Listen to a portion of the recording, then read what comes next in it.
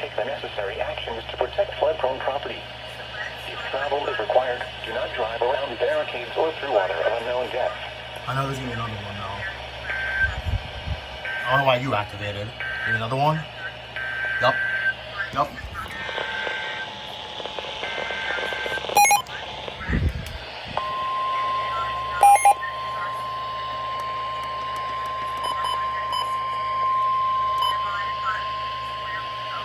The following is a coastal flood warning from the National Weather Service for the following counties: Cumberland, New Jersey. What? 1 to 2 feet of inundation above ground level expected in low-lying areas near shorelines and tidal waterways. Where? In Delaware, Kent. In New Jersey, Cumberland. When? From 8 p.m. this evening to 5 a.m. Friday. Impacts. At this level, widespread roadway flooding occurs in coastal and bayside communities and along inland tidal waterways. Many roads become impassable. Some damage to vulnerable structures may begin to occur. Take the necessary actions to protect flood-prone property. If travel is required, do not drive around barricades or through water of unknown depth.